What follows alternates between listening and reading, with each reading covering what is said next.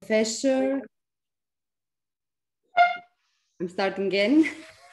Since we are still here with Dr. Michael Altamirano, Professor, King Graduate School, Monroe College, USA, Vice President of Strategic Management of our Communication Institute of Greece. We thank him a lot that he participates. He has traveled yesterday evening from USA. So for him, it should be something like 3 in the morning. Michael, is this right? 3:30 in the morning, yeah, that's correct. So please, we let you speak about observations from a new reality, higher education in a post-pandemic world, the importance of sharing. Thank you. Good morning, everyone. While I'm waiting for Louis to upload my PowerPoint presentation, but before he does that, I just want to say how happy I am to be here. And yeah, I don't mind being a little jet lagged. I did get a little bit of sleep, but not as much as I wanted yesterday, but I do feel good being here with all of you. I love the positive message that our fearless leader is trying to instill in all of us. And I think from the papers that I've read and some of the topics that I see, I think everyone is in the same boat, and we're all really trying to do the best we can with what we have, trying to move forward in the best way possible. As a professor, I have not been on campus in over 16 months. And, you know, it's okay. You know, people say it's okay, you work from home and all this. And I actually don't mind. However, you know, I do like going to campus about once or twice a week to see people, talk to people. And it's been very isolating. And I've been trying to stay as positive as possible, because while, you know, I may be feeling some effects of this pandemic over the last 16 months, my students are feeling it a lot more than I am. So it's really important for me as their leader to really be positive, motivate them as best I can, and continue moving forward. But now, you know, the other reality is that things seem to be regressing a little bit. I don't know how it is. I mean, I've read some of the things going on here in Europe, in Greece, and I know in the United States, we're having a problem vaccinating people because a lot of people don't want to get vaccinated. Where I live in New York, our rate is actually 50%. So it's 1 out of 2 people got vaccinated. The other half don't want to take it. But primarily where my school is located in the Bronx, New York, we're working on the rates even being more disparate. Most people in the Bronx, New York do not want to get vaccinated. And it's become a real, it's become a problem. So thank you, Louis, for bringing up this PowerPoint. So I'll get a little bit more into that as I move along. Am I able to control this, Louis, from my end? You can control the PowerPoint. You need to I think you need to ask me in your Zoom to control. There's a small let me try to find that. There's a small item in the Zoom that said allow to control, or if you can't, I can just slide the PowerPoint for you in case. Yeah, go ahead and slide the PowerPoint. If you're looking at my picture, I'll just just give you a little, and you can just go ahead to the next slide. No problem.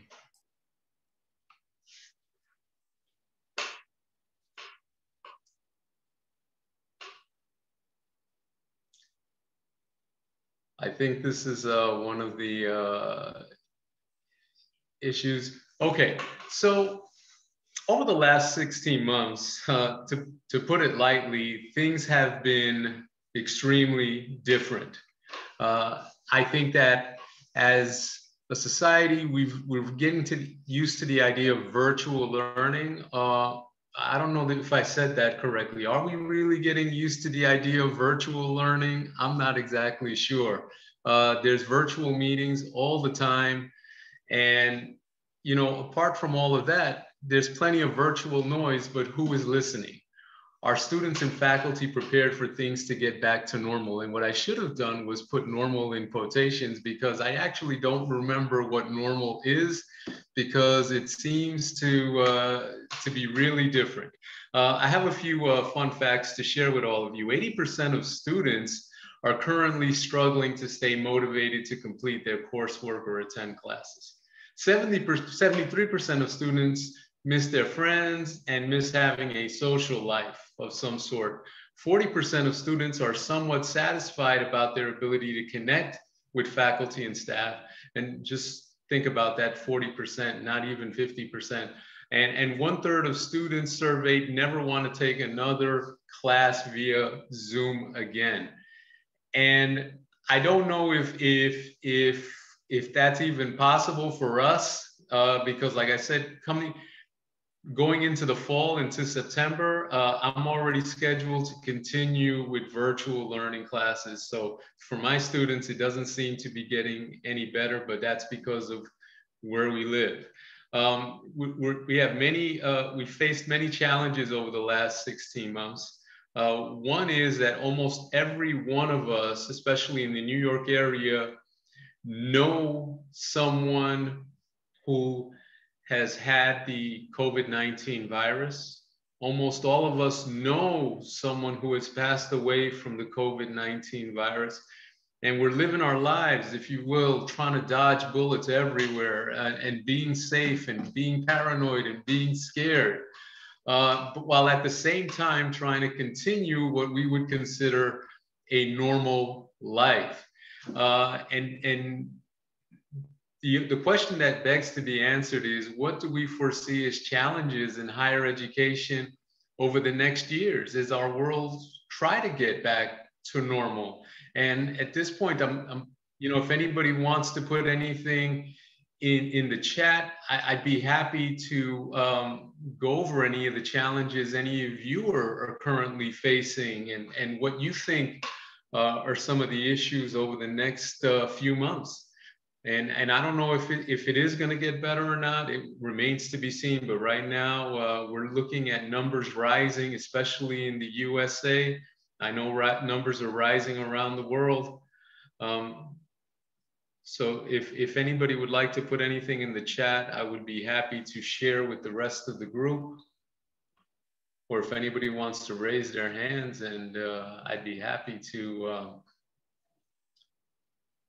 listen if you want to turn on your microphones.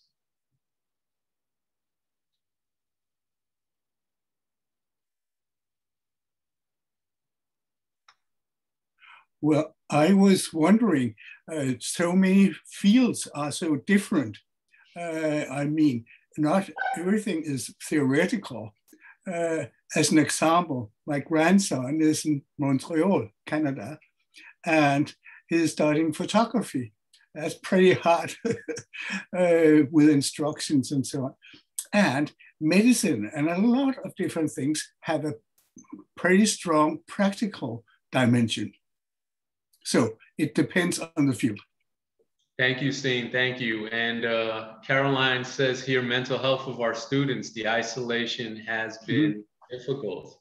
And yeah, it hasn't been easy for anyone. And it's an active conversation that I have with my students before we end our classes. I give them an opportunity to talk about issues that we're facing in efforts of us together helping each other out. And what I'm hearing is that a lot of students who would not have ever considered seeking help or advice from professionals, therapists, are now considering the ideas of talking to someone in order to help them get through life right now and the challenges that come with it. Thank you very much for your participation. Louis, if we could go to the next slide.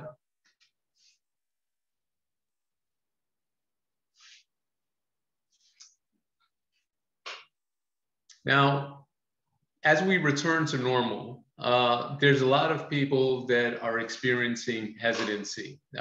One of the conversations that we go through a lot in New York are people talking about going back to work and people being afraid of going back to work. Some employers are not as sensitive as others. Some employers expect their workers to come back 100%, whereas some employers are implementing more emotionally intelligent measures of bringing their people back 2 or 3 times a week.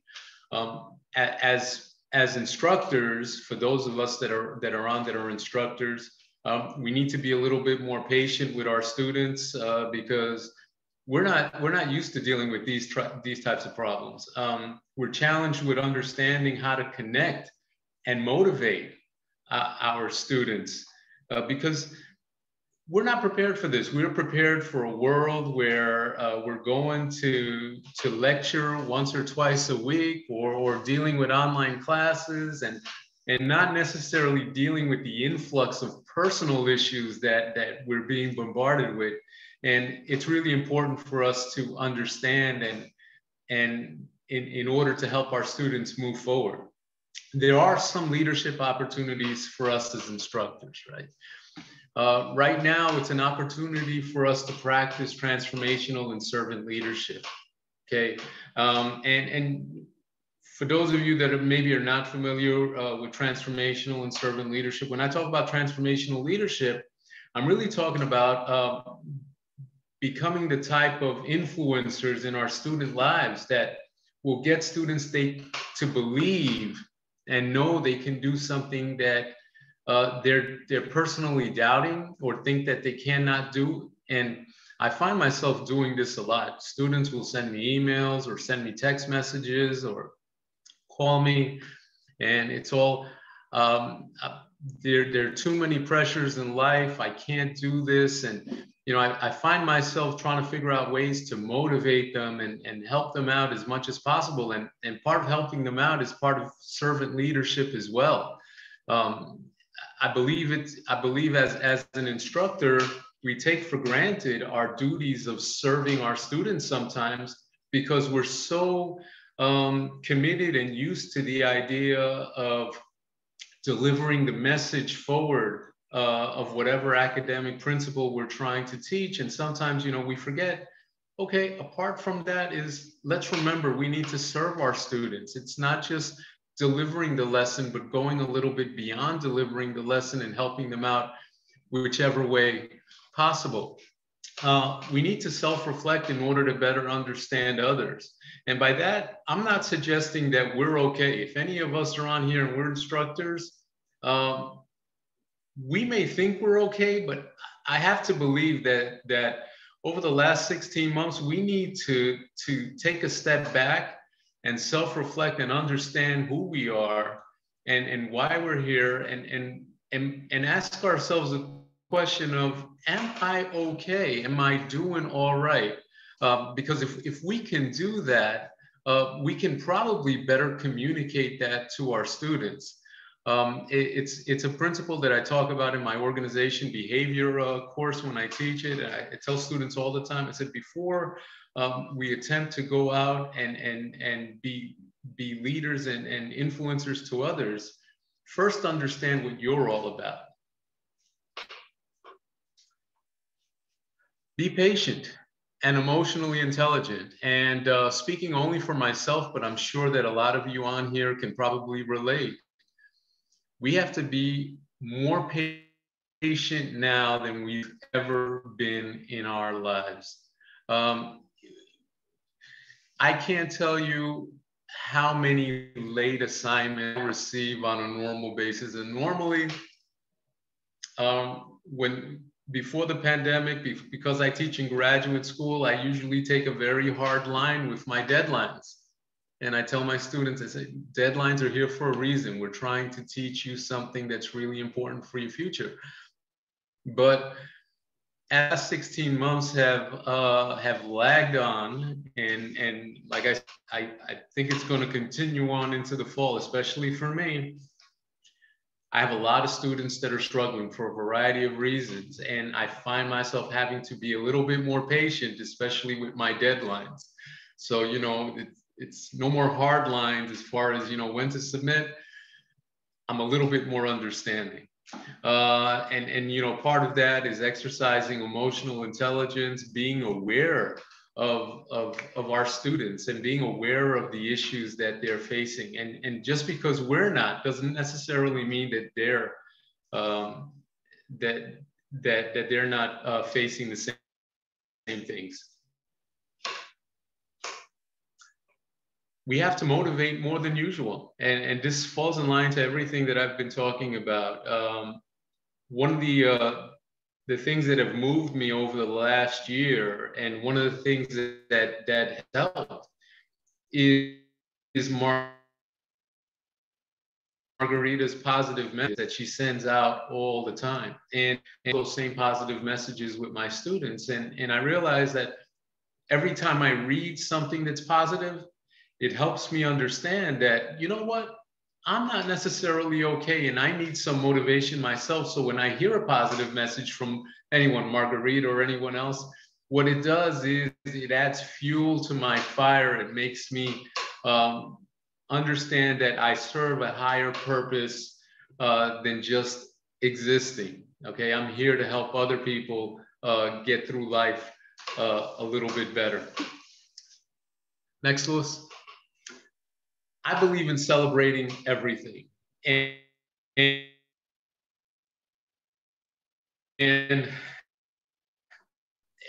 every week I send my weekly message. I celebrate never would celebrate before, but I celebrate it in class when I connect with my students. I will point students out who are doing exceptional work. And I try to keep everybody as motivated as possible, but I try not to exclude anyone. So if you will, this is my virtual version of a participation trophy. And I'm giving everyone participation trophies as much as possible. And the feedback that I'm getting is positive feedback from my students.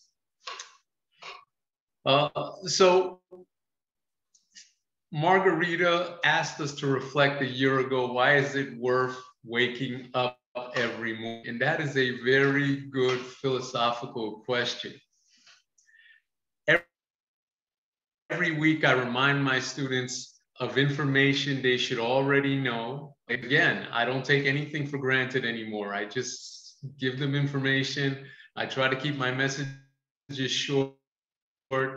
I celebrate weekends, and I close every message with, have a great week, take care of business, and always keep things positive.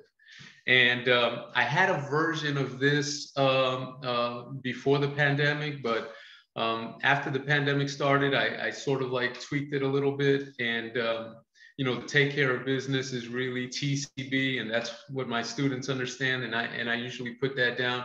But this is very much influenced by what Margarita started a year ago with asking us to reflect and think about. And I, you know, before when Margarita was asking us, you know, what, you know, some of the questions, I wrote something down, but I realized I wrote it directly to Louis and I didn't share it to the group. But when we serve or influence one or a few people in our lives, what we're really doing is serving and influencing thousands of other people in the world. Because if we can somehow connect with someone, something positive, with something that resonates, then they go in turn, pay it forward and serve others and influence the lives of others. Think of better calling at me than to be in a position to try to inspire and influence my students. And it's a great opportunity for us. Next slide. I want to thank you all for giving me this opportunity to be here and to share these positive messages with you. And things may not be perfect. but our intentions can be perfect. And at this moment, you know, I was going through this presentation because I think this is just a really heavy topic for a lot of people. And I want to give you all an opportunity, if you want to share, if you want to ask any questions, if you want to ask me any questions about my experience and what I'm doing, I'm happy to share, but I'm also happy for any comments. I know a couple of you have written something here, so I'm gonna go back and read some of these things out loud. And if any of you want to turn on your microphone and ask a question or make a comment, please, I encourage you to. Carl says, my problem is to convince my colleagues to leave remote teaching and enter virtual learning. Fotini says, the impact of mental health in ourselves too, try to judge everything from everything is normal. Yeah, and that's exactly what we do as leaders, isn't it, Fotini? Try to set that example of, you know, while it's not okay, we're trying to be okay. Yes, absolutely. Yeah, Fotini. May I ask a question, please? And sorry about the noise in advance. I cannot help it. Sorry. So I just wanted to pick up on your presentation on the servant leadership. What are your thoughts on this word us being servants?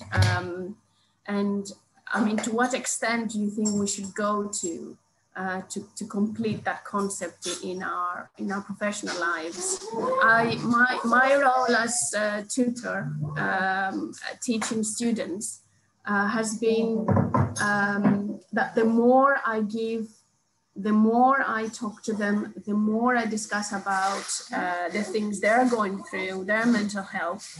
I have to say, I'll be honest, it has impact on me as well. I find that I cannot disconnect from what they're going through, and possibly this is a personality issue, but then it also affects my personal mental health as well. So I just wanted to ask of your thoughts on this. Thank you. And I'll mute myself because it's very noisy where I am. Sorry. Okay. That's okay. Thanks for the question. You know, one of the conversations I have with my colleagues and friends is that I think we have all become de facto social service workers. And what we're spending a lot of our time is offering therapy where we're not necessarily experts or prepared to offer therapy.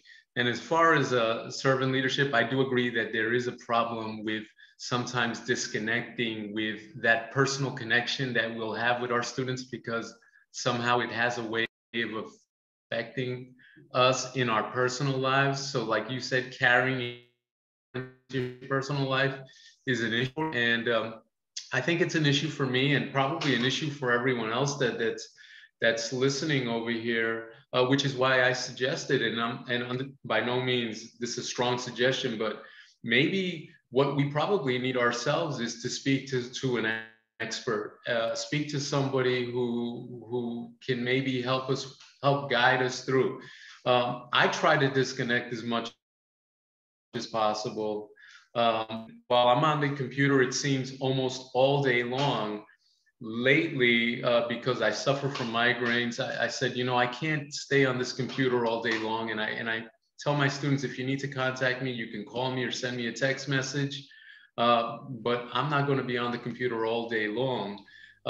And what I also ask my students is to respect my time as well, which 100% of them do. I ask them not to communicate with me past 9 o'clock in the evening. I ask them not to communicate with me on the weekends unless it is an emergency of some sort.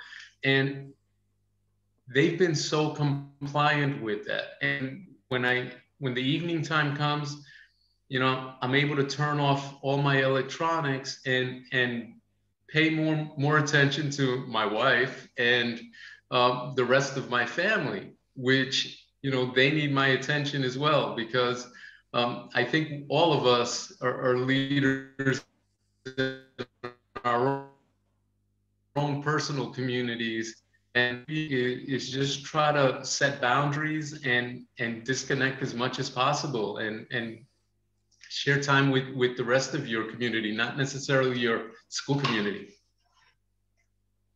May I jump in here, Michael? Michael, is it okay to that I jump in here? Okay. Yes. So yes. I think we should be able to help the students not to get even more dependent on us. So I think serving is a good word, but for me, it sounds like service management. It sounds like the university as a company. I know you do not mean that, but I think some students have the idea that they are the customers. And that's the wrong way, in my opinion. So instead of serving, for me, it's about empowering, helping them to come through themselves, to develop, you could say, something more resilient, whatever, take on the situation, even if it is very, very bad. So for me, it's more, of course, it's also empathy, but it's not so much servicing. I'm indirectly servicing by helping them to get more independent instead of becoming more dependent on me, on my colleagues, on therapists, on whoever. That was a little bit Bourdieu maybe, or Foucault. Thank you.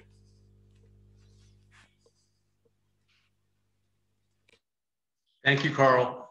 You know what I didn't qualify before is that, well, my student population is very different. My student population is primarily of Hispanic and Black African-American backgrounds, some Caribbean students. And for the most part, they're statistically the ones that are probably less able to graduate from college than most other students. And just for a variety of reasons, right? This is for a variety of disenfranchisement reasons. And for many of my students, many of them are first generation college students, first in their families to graduate from college. So they don't have a strong cultural foundation coming in. So they probably need a little bit more help than more traditional students do.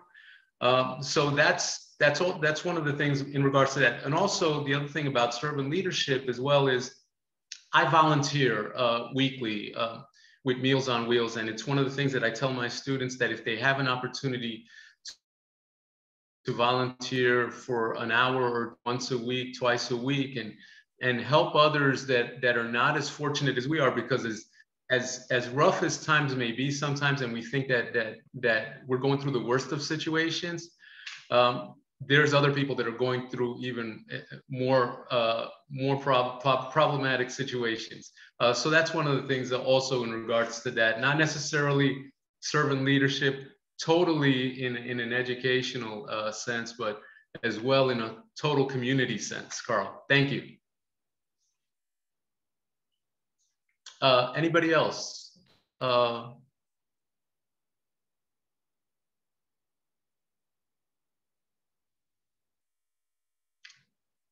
Well, I am at 11 o'clock, and I'm going to see if there's any other comments over here. Evangelos has turned his microphone. Yes, Evangelos would like to ask something. Okay, please turn on your microphones. Yes. Can you hear me? Yes. Okay, I couldn't avoid thinking of my experiences currently in Greece. I'm in Athens, but my network actually embraces just about all of Greece. In the 80s, for 6 years, I taught in schools of education, and my students at the time, 18-year-olds to start with, were studying to become teachers in preschool and primary education. This was both at the universities of Crete and the Aegean, basically in Rhodes. And also I did a bit of teaching of ethnomethodology, anthropology of education and so on Lesbos, which is very important right now in a negative sense also because of the refugee camps. Now, I'm in constant touch with many of my previous students from the 80s. They are now in their mid-50s, are teaching. For many, their children are now starting university. So in a sense, I have access to feedback from middle-aged people who are professional teachers, the children who are university students, and the students who are primary and pre-primary school students. The situation is quite negative. My teacher, former students are complaining very severely about the current normal and the move, the transition to distant education. And one of the main reasons is inequality of access to technology, internet, etc. A similar thing is happening in Malaysia, where I also taught for many years. And the example that is really striking is of the girl, secondary school, I believe, in East Malaysia, Sarawak, who had to go to the jungle, climb up a tall tree in order to have access to Wi-Fi. So it's not everything accessible equally, and painlessly to everybody. I have had a very positive experience from an exposure to classes for refugee children here in Athens. My wife is involved teaching primary level and early secondary. And they even came to our house. We had a class or two on our veranda, and they asked for a party. And I was amazed by the fact that with their background and in the current context, how they enjoyed teaching, being together, communicating and all that. I mean, it was really balsam to my heart and my anxieties, So just to summarize, I think that we cannot be very absolute because the range of experiences, expectations, abilities, and so on and so forth is incredibly diverse. And that's one thing is that we have to be very sensitive to that and communicate our teaching also accordingly. The other thing I can say is I look really forward to being in touch with all of you. And thank you very much again, Michael. Yeah. Thank you, Evangelos. Yeah, I think that there's a need for flexibility, not only between us, but around the world, as far as not every situation is the same. And I think that we're all faced with some types of challenging situations, more so now than ever before. And like you said, there's a lot of it. We're going through the same thing with lack of technology in the New York, in the Bronx, New York area, with our school being able to have access to Wi-Fi and take classes, even some of our college.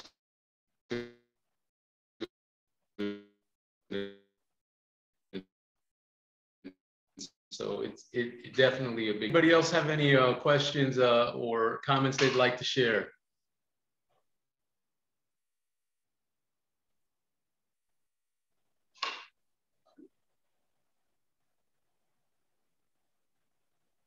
Steen said virtual communication is with little social contact, co-students and student teacher / midwife. Maybe, maybe Steen. Thank you for sharing that.